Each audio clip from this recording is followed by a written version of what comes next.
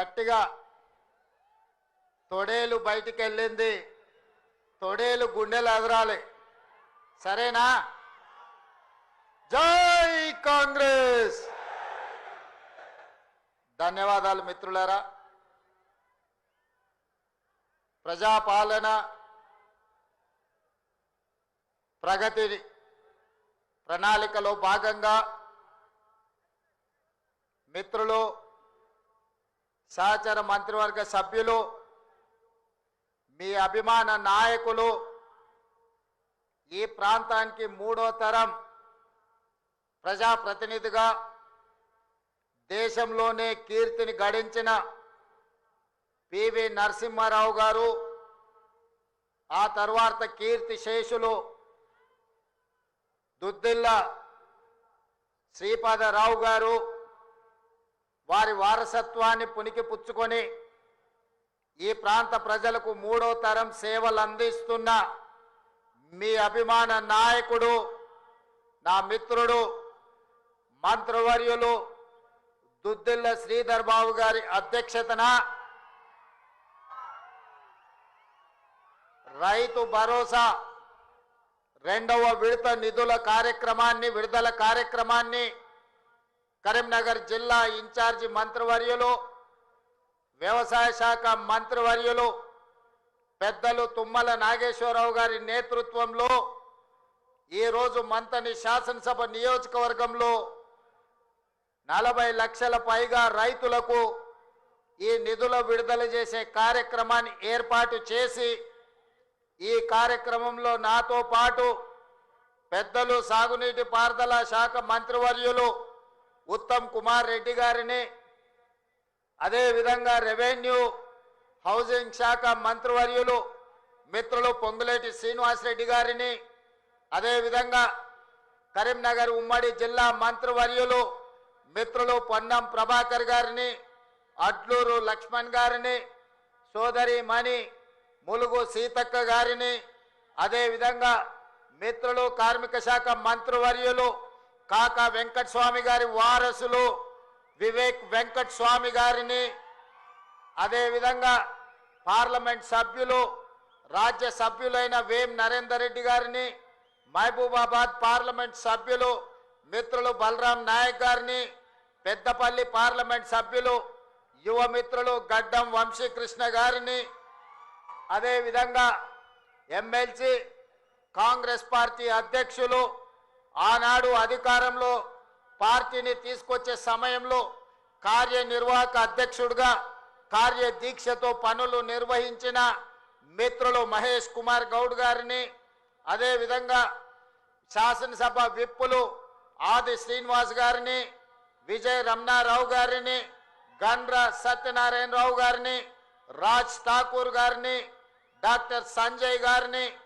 నాయని రాజేందర్ రెడ్డి గారిని, నాగరాజు గారిని, కవ్వంపల్లి సత్యనారాయణ గారిని, మందుల సామెల్ గారిని, మాధవరెడ్డి గారిని, మిత్రులు ప్రేమ్ సాగర్ రావు గారిని, మేడుపల్లి సత్యం గారిని, ఇంకా ఇతర శాసన మండలి సభ్యులను, శాసన సభ్యులను, వివిధ కార్పొరేషన్ల చైర్పర్సన్లను, అదే మీద ఈ ప్రాంతానికి సంబంధించి రాష్ట్రంలో ఉన్న ప్రముఖ కాంగ్రెస్ పార్టీ నాయకులను, ప్రభుత్వ అధికారులను ఈ కార్యక్రమానికి ఆహ్వానించి ఇంత పెద్ద ఎత్తున ఎంతో ఆలస్యమైన ముక్కవోని కార్యదీక్షతతో, ముఖ్యంగా మా ఆడబిడ్డలు మా అక్కలు పాల పిట్టల్లాగా దసరా పండుగ నాడు పాల పిట్టలను చూసినంత ఆనందంగా ఉంది. ఈరోజు మా అక్కలందరూ ఆశీర్వదించడానికి ఇంటి దగ్గర ఇంటైన ఆకలి అవుతుందన్నా, అన్నం వండేది ఆలస్యమైన మా తమ్ముడు మంచి మతలాబుతో వచ్చిండు, మేము ఆశీర్వదించాలి అని ఇంతసేపైనా కూర్చున్న మా అక్కలకు మనస్ఫూర్తిగా ధన్యవాదాలు తెలియజేస్తున్నా. మా యువ మిత్రులకు మనస్ఫూర్తిగా అభినందనలు తెలియజేస్తున్నా. మిత్రులారా, ఇవాళ మనం ఆలోచన చెయ్యాలి. ఈ దేశానికి వెన్నెముకనే రైతులు. ఆ రైతు వెన్నెముక, ఆ రైతు నిటారుగా నిలబడాలి.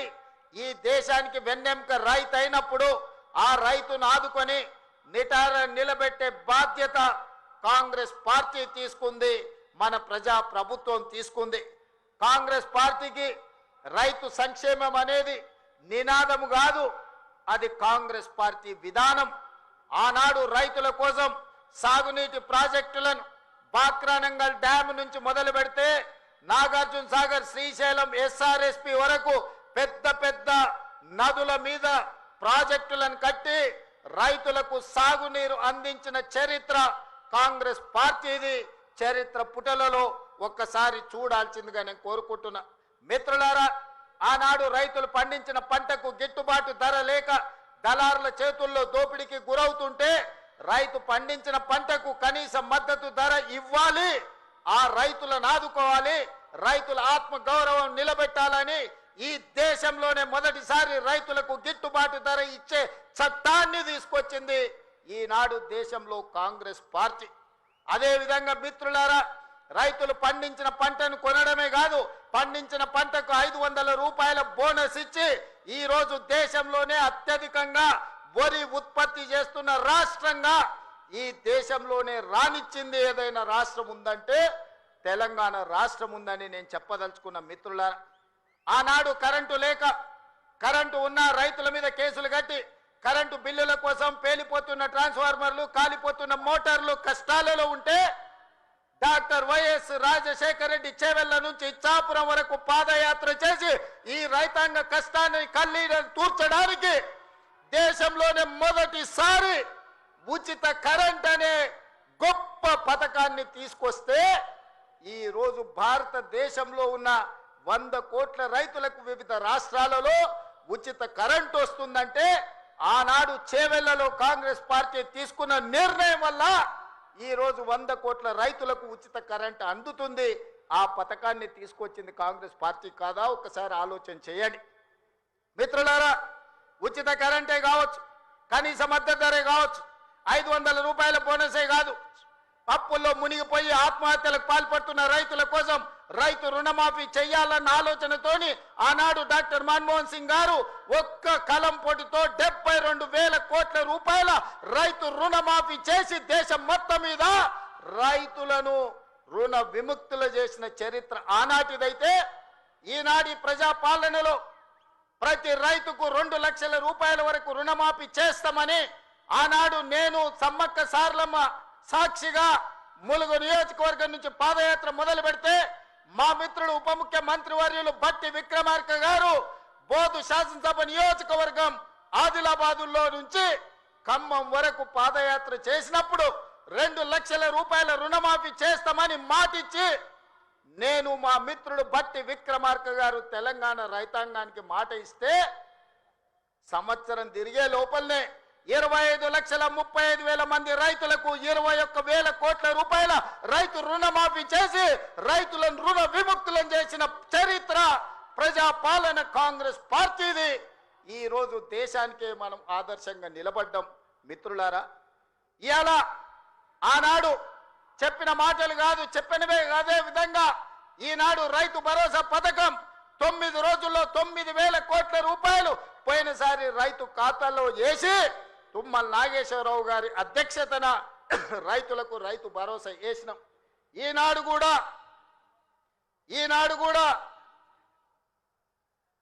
కూడా రైతు భరోసాలో భాగంగా మొదటి విడతగా 3,500 కోట్లు, రెండవ విడత 2,200 కోట్లు, మొత్తం 5,700 కోట్లు ఈరోజు రైతుల ఖాతాలో రైతు భరోసా వేసి వచ్చే నెలలో ఇంకా 3,300 కోట్ల రూపాయలు రైతు భరోసా పథకంలో భాగంగా 9,000 కోట్ల రూపాయలు ఇవాళ రైతుల ఖాతాలో వేసి రైతుల కళ్ళల్లో ఆనందం చూడాలి. వ్యవసాయం దండగ కాదు, వ్యవసాయం పండుగ చేయాలని ఒక గొప్ప సంకల్పంతో ఈనాడు ఇక్కడ మనం ఈ కార్యక్రమం తీసుకున్నాం. మిత్రులారా, ఇంత మంచి పండుగ కార్యక్రమం చేసుకుంటూ రైతులను ఆదుకుంటూ రైతుల కష్టాలు తీర్చుకుంటూ సాగునీటి ప్రాజెక్టులు పూర్తి చేసుకుంటూ రైతుల అవసరాలు ఏమున్నాయో అడుగుతూ ఇల్లు తిరుగుతూ రైతులు పండించిన సన్న వడ్లను ఈనాడు పేదలకు 3,15,00,000 మంది తెలంగాణ బిడ్డలకు ఇవాళ సన్న బియ్యం, తెలంగాణ పండించిన బియ్యాన్ని ఇవాళ పేదలకు అందిస్తున్నాం. ఎక్కడైనా ఏ రాష్ట్రంలో అయినా ఈ భారతదేశంలో స్వతంత్రం వచ్చి 75 సంవత్సరాలలో నేను ఇవాళ సూటిగా సవాలు విసురుతున్నా. గొప్పలు చెప్పుకునేటోళ్ళు, దెబ్బలు చచ్చుకునేటోళ్ళు, తొడలు కొట్టుకునేటోళ్లకు సూటిగా నేను సవాలు విసురుతున్నా. ఎన్నడైనా కలలో కూడా మీరు పేదవాళ్ళకు సన్న బియ్యం ఇవ్వాలి.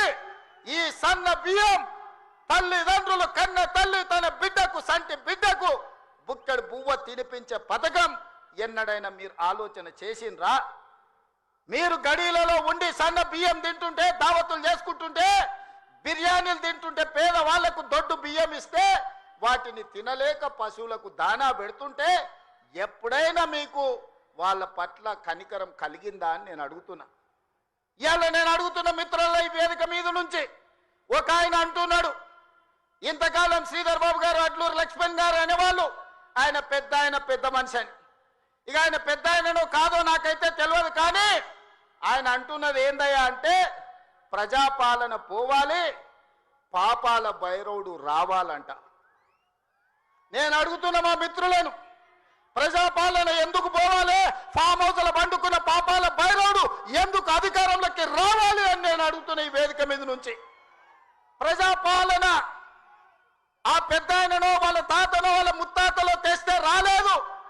ఈ ప్రజాపాలన వచ్చింది లక్షలాది మంది కాంగ్రెస్ పార్టీ కార్యకర్తలు త్యాగం చేసి తమ రక్తాన్ని చెమటగా మార్చి భుజాలు కాయలు కాసేలా మువ్వన్నెల జెండాను మోస్తే ఈనాడు ప్రజాపాలన వచ్చింది. నీ నెత్తి మీద దరిద్రం ఉండి నువ్వు జగిత్యాలలో ఓడిపోతే, ప్రజలు తిరస్కరిస్తే, నీకు మంత్రి పదవి ఇవ్వకపోతే ప్రజాపాలన పోవాలనా? ఇవాళ నిన్ను పెద్ద మనిషి అని మేము పిలవాలనా? పెద్ద మనిషి అని పిలిపించుకునే అర్హత నీకు ఉన్నదా అని నేను ఈ వేదిక మీద నుంచి అడుగుతున్నా. నేను అడుగుతున్నా, ఇవాళ పెద్ద మనిషిని ప్రజాపాలన ఎందుకు పోవాలి, పాపాల భైరవుడు అధికారులు ఎందుకు రావాలో నువ్వు జవాబు చెప్పాలి. నీ పదవి కోసం, నీ అధికారం కోసం, నీ ఆకాంక్ష కోసం ఆనాడు 1983 చరిత్ర వెనక్కి వెళ్ళి ఆయన పుట్టు పూర్వతరాలు పుట్టు మచ్చలు ఇవ్వాలి. ఈ వేదిక మీద నుంచి నేను చెప్పదలుచుకున్నా. ఆయన నీతేంది, ఆయన జాతేంది, ఆయన దోస్తేందో ఇవాళ మీ అందరి ముందర నేను విజ్ఞప్తి చేయదలుచుకున్నా.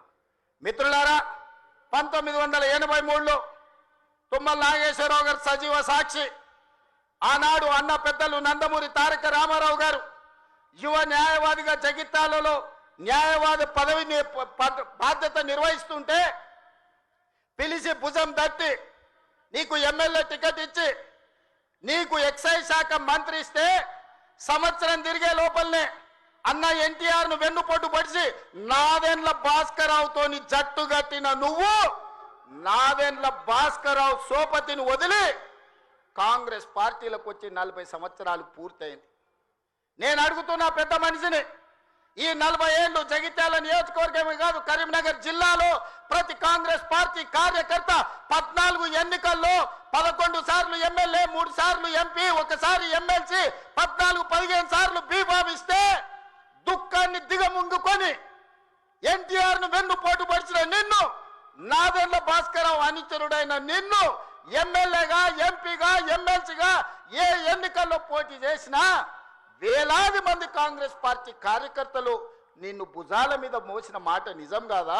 పల్లకిలో అసెంబ్లీకి పంపిన మాట నిజం కాదా? మిత్రులారా, 40 ఏళ్ళు నీ కోసం, నీ పదవి కోసం, నీ కుటుంబంలో జడ్పీటీసీ, ఎంపీపీ ఏ పదవి వచ్చినా నీ కుటుంబానికి ఇచ్చుకున్నా జగిత్యాల కాంగ్రెస్ పార్టీ కార్యకర్తలు మౌనంగా నీ కుటుంబానికి ఊడిగం చేసిన మాట నిజం కాదా?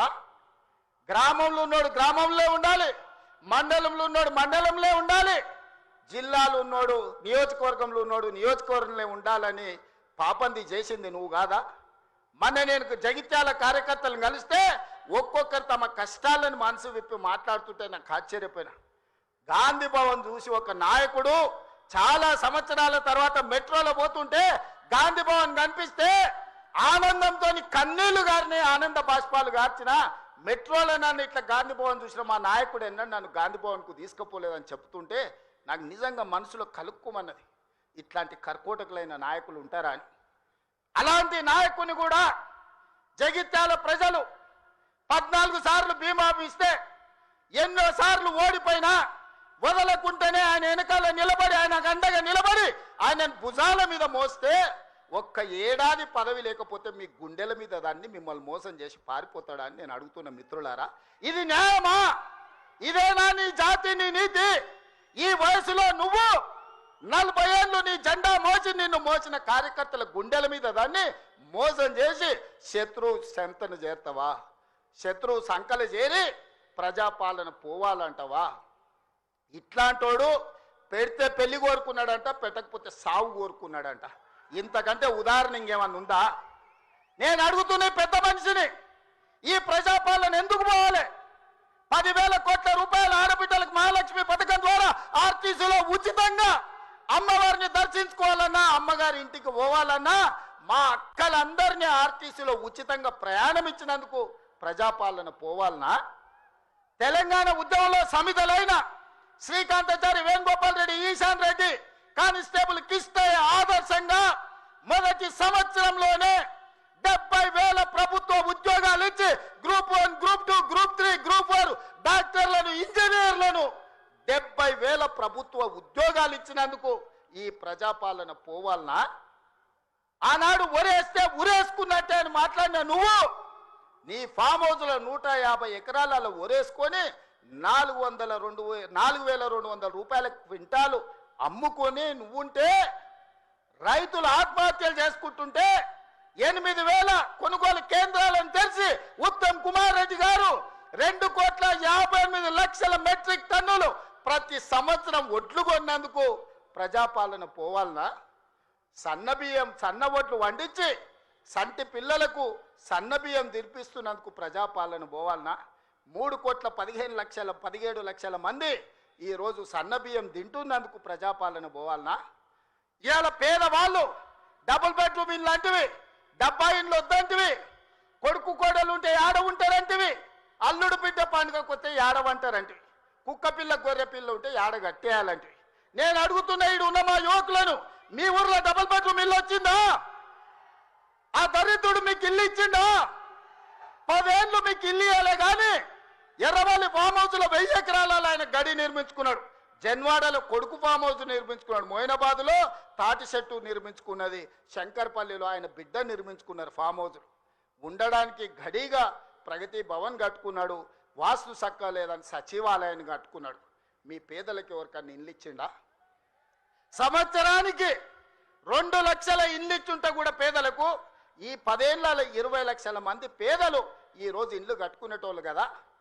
తండాలలో, గూడాలలో, మారుమూల పల్లెల్లో ఉన్న ఆదివాసీలు, లంబాడీలు, గిరిజనులు, లేకపోతే ఇతర పేదలు ఇల్లు కట్టుకునేటోళ్ళు ఉండేటోళ్ళు కదా. 20 లక్షల కోట్లు ఖర్చు పెట్టినావు కానీ 20,000 ఇండ్లు కూడా పేదలకు ఇయ్యలేకపోయినావు. ఈరోజు 4.5 లక్షల ఇండ్లు పేదవాళ్లకు ఇందిరమ్మ ఇండ్లు ఇచ్చిన మాట నిజం కాదా? ఈరోజు మీ గ్రామాలలో ఇందిరమ్మ ఇండ్లు కట్టుకుంటున్నది నిజం కాదా? మిత్రులారా, గుండె మీద చేసుకొని ఆలోచన చెయ్యండి. ఇలా పేదలకు 4.5 లక్షల ఇందిరమ్మ ఇండ్లు ఇచ్చినందుకు ప్రజాపాలన పోవాలనా? డబుల్ బెడ్రూమ్ ఇండ్లతో మోసం చేసిన పాపాల భైరవుడు రావాలనా? ఒక్కసారి ఆలోచన చేయండి మిత్రులారా. ఇల్లే కాదు, ఇల్లాలి కళ్ళల్లో ఆనందం చూడాలని 200 యూనిట్ల ఉచిత కరెంటు ప్రతి ఇంటిలో వెలుగులు నింపినందుకు, పేదవాడి కళ్ళల్లో ఆనందం చూసినందుకు ప్రజాపాలన పోవాలనా? ఇవాళ అదే కాదు, మహాలక్ష్మి పథకం ద్వారా ఆడబిడ్డలకు బస్సు ప్రయాణం ఇచ్చినందుకు ఈరోజు ప్రజాపాలన పోవాలనా అని నేను అడుగుతున్న మిత్రులారా. మీరు ఒక్కసారి ఆలోచన చేయండి. ఇల్లు ఇస్తమే, ఇంట్లో కరెంట్ ఇస్తమే, 500 రూపాయలకు సిలిండర్ ఇస్తమే, సన్న బియ్యం ఇచ్చి కడుపు నిండా బువ్వ పెడితే ఇందుకోసం ఈరోజు ప్రజాపాలన పోవాలనా? అంటే ఈ ప్రభుత్వాలు ధరల కూడిగం చేయాలి, గడీల ముందల బానిస బతుకు బతకాలనా అని నేను అడుగుతున్నా. ఇవాళ ఈ ప్రభుత్వం 70,000 ఉద్యోగాలు ఇచ్చింది, 21,000 కోట్ల రైతు రుణమాఫీ చేసింది. ఈ ప్రభుత్వం 28 నెలలలో రైతులకు 1,50,000 కోట్ల రూపాయలు ఖర్చు చేసిన మాట నిజం కాదా? ఆనాడు మా అక్కలీడు ఉన్నారు, పాలపిట్టల లెక్క బతుకమ్మ చీరలు ఇచ్చితే ఏం చేసిండ్రక్క? పొలాల కాడ పిట్టలను బెదరగొట్టడానికి గట్టి రావునా? ఎన్నడన్నా ఈ తెలంగాణలో ఏ ఆడబిడ్డ అన్నా బతుకమ్మ చీరలు కట్టుకున్నారా? ఎన్నడన్నా పండుగ చేసుకున్నారా? నేను ఇవాళ మా అక్కల్ని అడుగుతున్నా, ఇందరమ్మ చీరలు మా సీతక్క మీకు పంచుతే ఈరోజు వేలాది మంది పాలపిట్టలాక చీరలు కట్టుకొని మా తమ్ముడు వచ్చిండు, మాకు చీర పెట్టిండు, మాకు సారె పెట్టిండు, మా తమ్ముడిని ఆశీర్వదించాలని ఇవాళ వేలాది మంది మా అక్కల ఆత్మగౌరవంతో కట్టుకురు. ఈ పక్కలు ఉన్న మా సోదరులు, అమ్మో మా ఆవిడ కూడా మంచిగా అందంగా ఉందే ఏందో అనుకున్నా అని పాలపిట్ట చీరల భార్యను చూసి సంతోషపడుతురు. ఇవాళ 1 కోటి మంది ఆడబిడ్డలకు 1 కోటి చీరలు ఇచ్చినందుకు, ఇందిరమ్మ చీరలు ఇచ్చి వాళ్ళ కళ్ళల్లో ఆనందం చూసినందుకు ఇవాళ మేము దిగిపోవాలనా?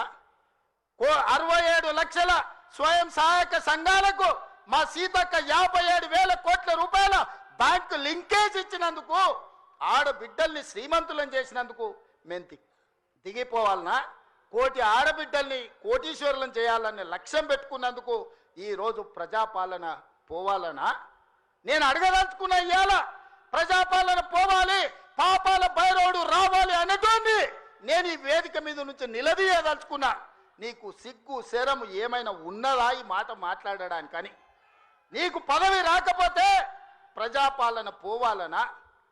ఇవాళ రైతులను పొట్టన పెట్టుకొని ఈ పాపాల భైరవుడు చేసిన పాపాలు మీకు తెలియదా? ఈరోజు ఎన్ని పథకాలు ఏమేమున్నాయో నేను చెప్పితే రామాయణం అంతా రాసుకుంటే భారతం అంతా అయితే పథకాల గురించి మీకు అందరికీ తెలుసు. నిరుద్యోగ యువకుల గురించి కానీ, విద్యార్థుల గురించి కానీ, ఉద్యమకారుల గురించి కానీ, మహిళల గురించి కానీ, మైనార్టీల గురించి కానీ, రైతుల గురించి కానీ, ఈరోజు దళితులు, గిరిజనులు, ఆదివాసుల గురించి కానీ ప్రభుత్వం అమలు చేస్తున్న పథకాలు మీకు తెలియదా? అంతెందుకు ఈ ప్రాంతంలో ఉండే సమ్మక్క సారలమ్మ జాతరకు ఎన్నడన్నా సమ్మక్క సారలమ్మ దర్శించుకోవడానికి ఎన్నడన్నా కేసీఆర్ వచ్చినాడే? 2 ఏళ్లలో 100 కోట్లు పెట్టి సమ్మక్క సారలమ్మ మందిరాన్ని ప్రపంచానికి ఆదర్శంగా నిర్మించినందుకు మేము దిగిపోవాలనా? పేదల దైవాన్ని గౌరవించినందుకు మేము దిగిపోవాలనా? వేములవాడ రాజన్నకు నా లగ్గం ఈయనే అయింది, నా లగ్గం అయినందుకన్నా 100 కోట్లు ఇస్తా అన్నాడు. ఒక్క బుడ్డ రూపాయి కూడా ఇవ్వకపోతే మా ఆది శ్రీనివాస్ వస్తే 127 కోట్లు ఇచ్చి ఈరోజు వేములవాడ రాజన్న మందిరాన్ని నిర్మిస్తున్నాం. అందుకోసం ప్రజాపాలన పోవాలనా? బాసర సరస్వతి విజ్ఞాన జ్యోతి బాసర సరస్వతిని 100 కోట్ల రూపాయలతో బాగు చేస్తున్నందుకు ప్రజాపాలన దిగిపోవాలనా? ఇవాళ చిన్న కాళేశ్వరంలో కాళేశ్వరం ముక్తేశ్వర మందిరాన్ని ప్రారంభించుకుంటున్నందుకు ఈ ప్రభుత్వం దిగిపోవాలనా? సరస్వతి పుష్కరాలను నిర్వహించుకున్నందుకు పోవాలనా? భద్రాచలంలో రాములవారి గుడిని నిర్మించుకుంటున్నందుకు ఈరోజు ప్రజాపాలన దిగిపోవాలనా? బాసర నుంచి భద్రాచలం వరకు గోదావరి పుష్కరాలను గొప్పగా నిర్మించుకోవాలి, గొప్పగా జరుపుకోవాలి, దేశంలో ఉండే భక్తులందరూ రావాలని ఏర్పాట్లు చేసుకున్నందుకు ఈరోజు ప్రజాపాలన పోవాలనా? దేనికి పోవాలని నేను అడుగుతున్నా. ఏమొచ్చింది, ఏమయ్యింది? మేడిపల్లి సత్యం, కవంపల్లి సత్యనారాయణ, ఆది శ్రీనివాస్, రాజ్ ఠాకూర్, అదేవిధంగా విజయరమణారావు, అడ్లూరి లక్ష్మణ్, పొన్నం ప్రభాకర్, శ్రీధర్ అయితే ఎన్నోసార్లు గెలిచిండ్రు. వీళ్ళందరూ మొదటిసారి ఎమ్మెల్యేలు గెలిస్తే ఇంత పొడుగు అంత పొడుగు అంటివి, లావుమన అడగడు లడాయిపోతే వెనకాల 3 నూకుడు మనగాళ్ళు అంటివి. వాళ్ళతో పాటు నీకు టికెట్ ఇస్తే సొమ్ములు ఇస్తే నీ నెత్తి మీద దరిద్రం ఉండి నీ బుద్ధి సక్కాలేక జగిత్యాల ప్రజలు బండకేసి కొడితే అది మా తప్ప? ఎమ్మెల్యేలకు బండకేసి కొడితే ఎంబడే ఎంపీ టికెట్ ఇస్తే బొంద పెట్టిరు వాళ్ళు, అది మా తప్ప? పార్టీ తప్ప? ఏం తక్కువ చేసింది నీకు పార్టీ? ఒక్క ఏడాది నిన్ను నమ్ముకున్న కార్యకర్తల కోసం ఓపిక పట్టవా? అలాంటి నువ్వు దుర్మార్గుడు శత్రు సంకల చేరి వాళ్ళ సంక నాక్కుంటూ ఇవాళ ప్రజాపాలన పోవాలి అని అంటవా నువ్వు? ఇదా నీ బుద్ధి, నీ నీతి? నేను ఇవాళ ఈ వేదిక మీద నుంచి పాపాల భైరవుడు ఎందుకు రావాలన్నా నేను అడగదలుచుకున్నా. నేరెళ్ళ దళితులను ఇసుక లారీల కింద తొక్కించినందుకు పాపాల భైరవుడు రావాలా? ఖమ్మం జిల్లాలో గిట్టుబాటు ధర అడిగిన గిరిజన బిడ్డలకు బేడీలు వేసి నడి బజార్లో నడిపించినందుకు పాపాల భైరవుడు అధికారంలోకి రావాలనా? గ్రూప్ 1 పరీక్షలలో పరీక్షా పత్రాలను జిరాక్స్ సెంటర్లలో పల్లి బఠానీలలా కమ్మి లక్షలాది మంది నిరుద్యోగ యువకుల ఉసురు కొట్టుకున్నందుకు పాపాల భైరవుడు రావాలనా? పండించిన పంట కొనుగోలు చేయక ఉరేసుకున్నట్టే అన్న పాపాల భైరవుడు ఇవాళ రావాలనా? దేనికోసం పాపాల భైరవుడు రావాలని నేను అడుగుతున్నా. 1,00,000 కోట్లు, 1,00,000 అంటే 1,00,000. ఈ రోజు కాళేశ్వరం మొత్తం చూసి వచ్చిన కడుపు మండుతుంది. నిజంగానే ఈ చట్టాలు ఇవి లేకపోతే ఆటవిక రాజ్యమే అయితే అడవిలో చెట్టుకు ఊరేసిన తప్పు లేదు. 1,00,000 కోట్ల రూపాయలు గోదావరిలో మంట కలిపినందుకు పేరు మారుస్తవి, ఊరు మారుస్తవి, అంచనాలు మారుస్తవి, 1,00,000 కోట్లు దిగమింగుతవి. కాళేశ్వరం అని కడితే 3 ఏళ్లలోనే కూలేశ్వరం అయిపోయింది. దీనికి చెట్టుకు ఉరేసిన పాపం లేని తప్పులు చేస్తే అయినా ప్రజాస్వామ్యాన్ని నమ్మే మేము ఈరోజు సిబిఐ విచారణకి ఇచ్చినాం తప్ప చెట్టు గట్టేసి కొట్టలేదు. అదే నిజాం సర్కార్ అయితే ఇట్లా తప్పు చేసిన వాళ్ళు ఊర్లో కోదండం వేసి లాగులో తొండలు ఇడిచి తిరిగింది కళ్ళగొట్టేటోళ్ళు ఇట్లాంటి తప్పులు చేసిన వాళ్ళు. కానీ కాంగ్రెస్ పార్టీ కార్యకర్తల ప్రభుత్వం మంచిది కాబట్టే ఈరోజు ఇవన్నీ చేయలేదు.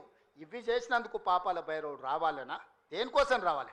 మళ్ళా కొడుకును ముఖ్యమంత్రిని చేయడానికి, అల్లుని మంత్రిని చేయడానికి, సారాలో సోడా పోసేటోని రాజ్యసభ చేయడానికి, బిడ్డకు ఎమ్మెల్సీ చేయడానికి పాపాల భైరవుడు రావాలనా? దేనికోసం రావాలయ్యా నేను అడుగుతున్నా. ఈ కరీంనగర్లో ప్రజాపాలన పోవాలంటుండు ఒక దళిత బిడ్డ అట్లూరు లక్ష్మణ్, లేచి నిలబడి లక్ష్మణ్, ఒక దళిత బిడ్డను ఎమ్మెల్యేని కాదు ఇవాళ మంత్రిగా చేసినందుకు పార్టీ ఓడిపోవాలన్నా? జగిత్యాలలో ఇవాళ పొన్నం ప్రభాకర్ ఒక బలైన వర్గాల బిడ్డను మంత్రిని చేసినందుకు ప్రజాపాలన పోవాలనా? ఒక ఆది శ్రీనివాసును విప్పు చేసినందుకు ప్రజాపాలన పోవాలనా? ఓ విజయ రమణారావును విప్పు చేసినందుకు ఈరోజు ప్రజాపాలన పోవాలనా? శ్రీధర్ బాబు గారి నేతృత్వంలో నడుస్తున్న ఈ ప్రభుత్వం ప్రజాపాలన పోవాలనా? మిత్రులారా మీరు చెప్పండి. కరీంనగర్ జిల్లాలో 3 మంత్రులు 2 విప్పులు ఇచ్చినందుకు ఈ ప్రజాపాలన దిగిపోవాలనా? నీ ఒక్కనికి పదవి ఇవ్వకపోతే ఒక దళిత బిడ్డ అడ్లూరి లక్ష్మణ్ మంత్రి చేస్తే నువ్వు చూసి ఓర్వలేను అని నువ్వు అసలు మనిషివేనా?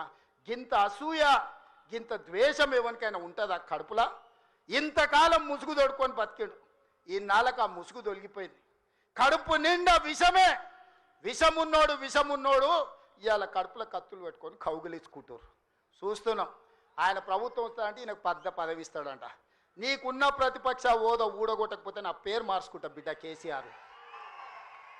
2023లో నిన్ను ఓడగొట్టిన, 2024లో నీకు గుండు సున్నా ఇచ్చిన, సర్పంచ్ ఎలక్షన్లో పాతరేసిన, మున్సిపల్ ఎన్నికల్లో ఉప్పు పాతరేసిన, జూబ్లీ హిల్స్ కంటోన్మెంట్లో నీకు గోరి కట్టిన, వచ్చేసారి ఆ గోరి మీద మా కాంగ్రెస్ పార్టీ కార్యకర్తలు జెండా ఎగరేస్తారు.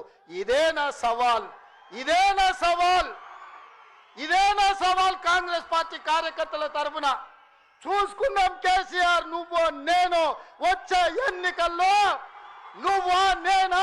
ప్రజాపాలన పాపాల భైరవుడా? మా కాంగ్రెస్ పార్టీ కార్యకర్తల లక్షలాది మంది 10 ఏళ్ళు కేసులు కట్టుకొని జైలుకు పోయి ప్రాణాలు వదిలి ఊపిరి బిగబట్టి జెండా మోసి అధికారంలోకి వస్తే పాపాల భైరవుడు రావాలి, ప్రజాపాలన పోవాలి అని మాట్లాడడానికి నీకు సిగ్గెట్లొచ్చిందని నేను అడుగుతున్నా మనిషిని. అందుకే మిత్రులారా, ఈ ఆలోచన నుంచి నా మాటగా తీసుకోండి. ఎన్నికలు ఎప్పుడొచ్చినా ఒక్క మాట రాసి పెట్టుకోండి. చరిత్రల కేసీఆర్ గారు జగిత్యాలలో నిన్ను పాతరేసి 100 మీటర్ల లోతు గోతి తీసి పాతి పెట్టే కార్యక్రమం మా కాంగ్రెస్ పార్టీ జగిత్యాల కార్యకర్తలు తీసుకుంటారు.